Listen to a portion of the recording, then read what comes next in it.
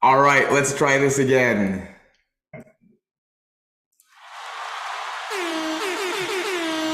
Breaking news, our top stories tonight. Justice for EOS. EOS Network Foundation CEO says network participants should consider legal action against Block One.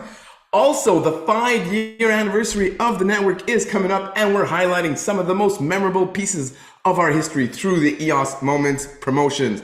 All right, let's get into it. Welcome everyone to the Hot Sauce number 201, presented live on Friday, May 26th. The Hot Sauce is the longest running news show in the EOS ecosystem and the only place where you can get all your important weekly updates in less than 25 minutes. My name is Stefan. I'm one of the co-founders of EOS Nation. We're one of the top block producers on EOS, and I'm excited to be your host for today. We got a lot of great things to share with you today, including EOS Moments and the 5-year anniversary, Justice for EOS, WAX activates inter-blockchain communication, Pomelo Season 6 preparation, EOS EVM educational videos, and a couple quick hitters from EOS Respect, upcoming Binance AMA, and Utility X goes live. All right, let's jump right into it. Today's EOS Moments highlight the breathtaking performance of the network, 100 million plus transactions a day, and the undeniable resilience of the community. Here we have a thread from the EOS Network Foundation about a promotion we've been collaborating on.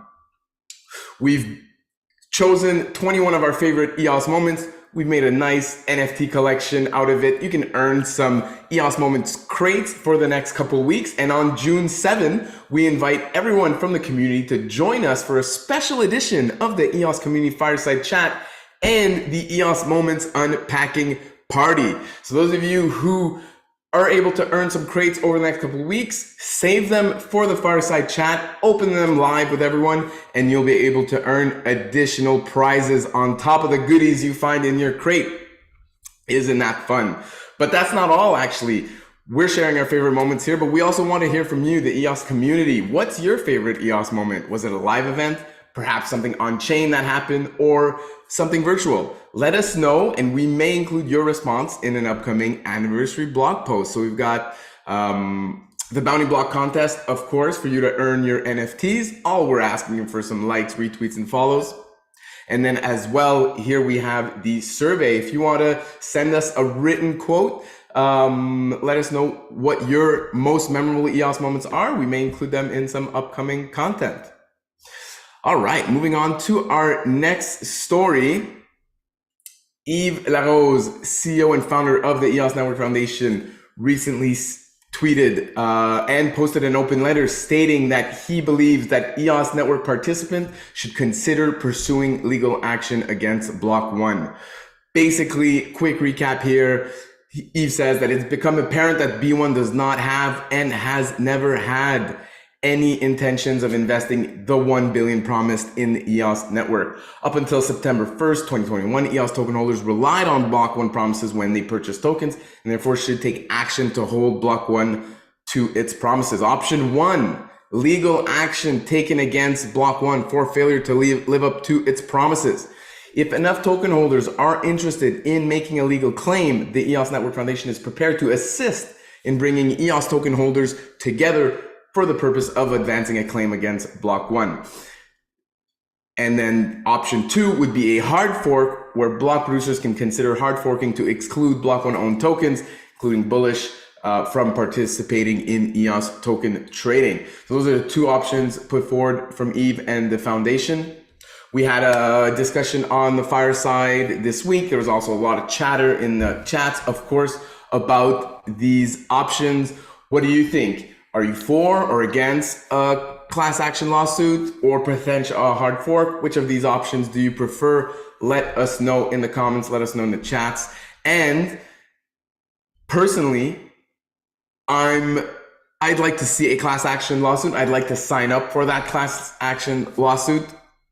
And Trimbot here did us a favor and composed a short email. So if you do want to sign up for a potential class action lawsuit against Block One, you need to email legal@eosnetwork.com. And let them know that you want to participate. So Trimbot here wrote a template letter that we can all use. I'm personally going to be sending this letter to that email address, and I'm also going to be reaching out to a lot of friends and family that have invested in EOS, that I know have invested in EOS over the last 5 years, to let them know to sign up so that we show a lot of support for this class action lawsuit, if that's something you want to show support for. And perhaps they can even recoup some of their potential losses due to unfulfilled promises of Block 1. All right, I'm sure that's not the last time we're going to talk about this topic, but for now, that's what I wanted to highlight to you guys. Take the effort, email legal@eosnetwork.com, let them know you're interested in participating in the class action lawsuit, if that's something you're interested in. All right, moving on, we're going to talk a bit about WAX right now, actually. And usually, of course, this show is EOS news only, but this WAX IBC is very exciting for the EOS community as well. So as we all know, the Antelope Coalition consists of EOS, Telos, UX, and WAX, 4 networks running on the Antelope blockchain protocol. And as of just a couple of days ago, all 4 networks are now live and connected together through the trustless IBC that has been deployed on Antelope chains over the last couple of months. WAX was the last of the 4 chains of the coalition to join, and now everything is connected together. There's a blog post from WAX that kind of explains a bit about IBC and their approach and the reasons why they support it. I wanted to quickly read you guys one of these sections here. Elastic sidechains scaling the WAX ecosystem. So of these 4 chains that I've mentioned, EOS, WAX, Telos, and UX, WAX right now is probably the chain that has the most activity. NFT gaming is very popular on WAX. And so they've been needing a scaling solution more urgently than other networks. And this IBC is going to enable some scaling. So elastic sidechains scaling the WAX ecosystem. With the implementation of Antelope IBC and instant finality on WAX, developers gain access to a concept called elastic sidechains.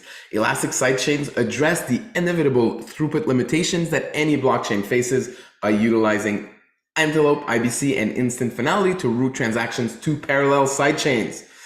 So bit more details. Main chain tokens can manage resources and operations on the sidechains without requiring a separate set of validators. Very important for scalability. This elastic scaling approach allows for increased throughput, accommodates a higher number of users, and enables isolated or segmented applications. Elastic sidechains retain value within the ecosystem, preventing it from dissipating to other chains with their own tokens, solely creating for scalability purposes. Very interesting. Really looking forward to seeing what kinds of apps on WAX leverage this IBC and how that impacts the EOS ecosystem as well. So on that topic, actually, let's jump up here to one of my later topics.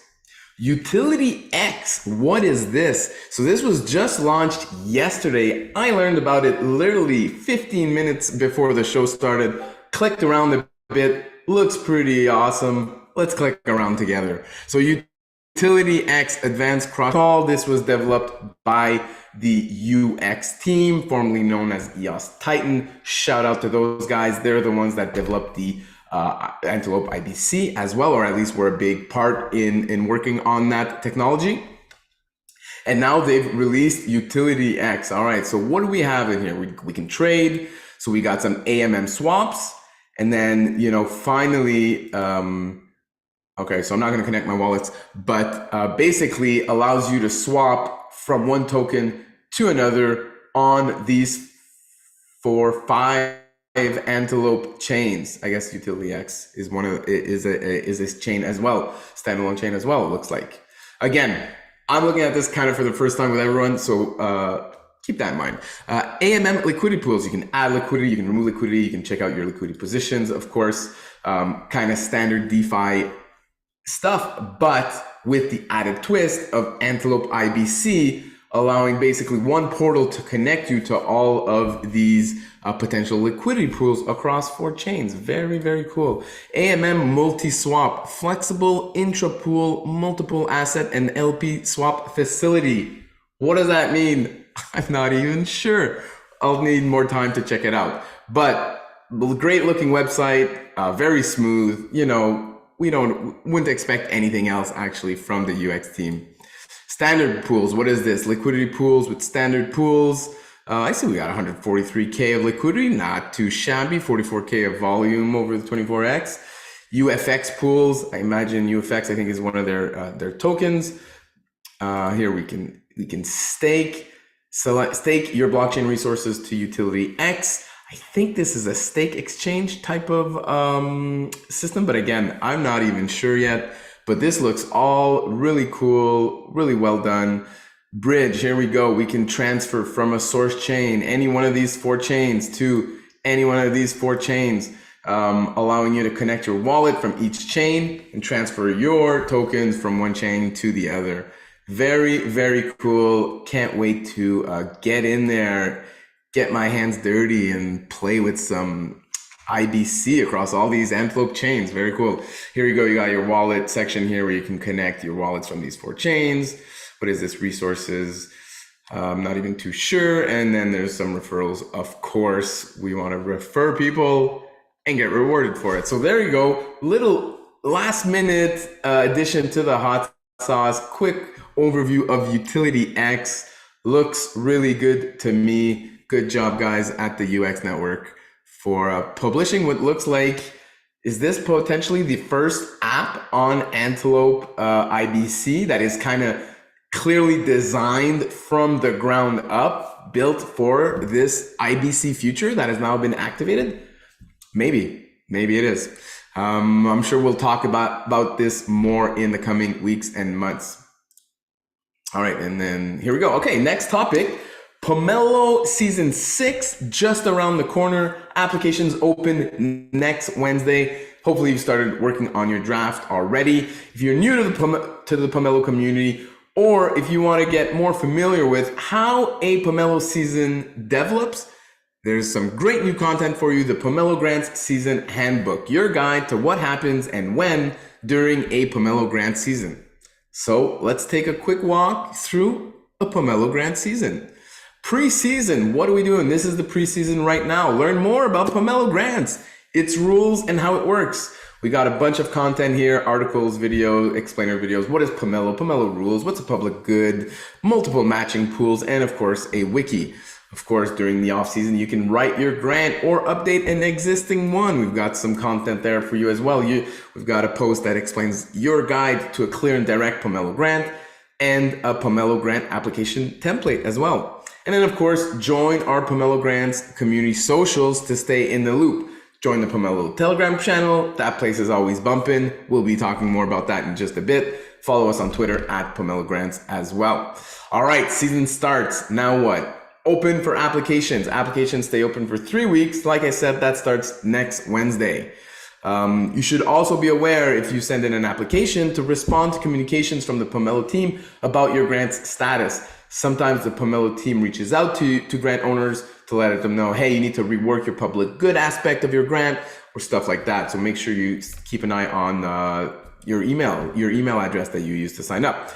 Apply for Pomelo pitch sessions once your grant is approved. So great, your grant's gotten approved, you're a public good, you're in this season, you're excited, we're excited to learn more about your grant, and we want you to come on a Pomelo pitch session on Twitter Spaces and share with the community in a couple minutes what your grant is all about. So you can do that as well. And of course, prepare to promote your project while the season is ongoing, leading up to, of course, the donations that open. So donations open 1 week after applications open, and then they're open for 3 weeks. My most important tip to grant owners is make sure your grant is up and approved, which takes a few days, before donations open. There's always a big rush of donations on day one. You want to make sure you're in there to get those donations and be able to be ranked highly on the Pomelo Grants page when people sort by total number of contributors or total amount donated or estimated match. While donations are open for those of you who are not grant owners, but still love to support our favorite EOS projects, you can learn about magic of quadratic funding, how that impacts your donations, your trust bonus, how that can boost the impact of your trust, your donations, which is great for you and great for the platform as it helps with Sybil resistance. Collections is a new feature that came out last season. Definitely check that out. And of course, attend the pitch sessions and learn more about the great community members that are participating in Pomelo this season and pitching their grants to the community. After that, of course, the applications close, and then there's still 1 week open for donations. Donations close after that. The Pomelo team then takes some time to do an analysis on all the donations, try to detect if people were Sybil attacking. For those of you who don't know, actually last season we saw a fairly significant decrease in the number of attempts of Sybil attacks on the Pomelo platform. That's probably due for a few reasons. First is we've caught a lot of Sybil attackers in the past, and so all that effort they put into trying to Sybil attack Pomelo, gone, wasted, useless, since we caught them, collapsed them, and then those donations did not affect the matching pool. The other thing we're doing also, we're offering community rewards for reporting. If you see grant owners that are maliciously trying to attack Pomelo, we will reward you for providing us with proof of these attacks. And then you can also check out the season 5 analysis report to kind of get an idea of what the team does during this analysis period. After that, there's an appeals period and then the claiming period for the grant owners to claim their matching funds. And then in the postseason, we always send out a survey to all the Pomelo community members. Let us know what you thought about the season, what we can improve, what you enjoyed, all that stuff. And then we publish a season retrospective article. So there you go. That's a quick rundown of the Pomelo Grants Season Handbook article that was just published on our Pomelo Medium page. All right, quick note about our Telegram channel. We've recently implemented topics on Telegram. You may still see a bit of changes going on. We are still kind of tweaking and trying to figure out what the best format is for our community on there. And right now we've got 6 different channels. We've got the grants channel, we've got the shill and share, bugs and abuse, FAQ and support, bounties, when bounties, we're not sure, but soon, and archive the old channel for which is not being used right now. So try to make sure you post in the appropriate channel. If you're not sure, ask me a question. I'm going to be in there kind of monitoring the chat, making sure everyone stays respectful, everyone stays friendly. I'll be shooting out some mutes when I need to, and more severe moderation actions if required, and also be kind of coaching people on where to post various messages as the community gets used to these topics. But you know, Pomelo's growing. There's more features. There's more matching partners now, bunch of different pools, bounties coming, all sorts of things. So we thought it would be best to separate these topics so that our community members who are only interested in grants, for example, can, you know, just check out the grants and not be bothered by other topics they might not be interested in. All right, so moving on to our next topic of the day, learn and earn on the learn.eosnetwork.com portal. The reason I'm bringing this up is that Nathan James was on the fireside this week, gave us a quick update on what he's been working on.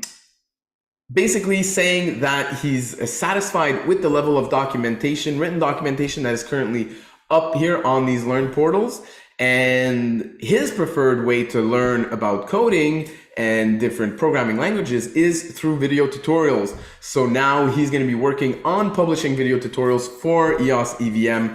So you can see here, we've got our first 2 ones, verify your contract using Hardhat and getting started with Hardhat. His first 2 videos. And Nathan James actually, of course, excellent developer, one of the best in the ecosystem.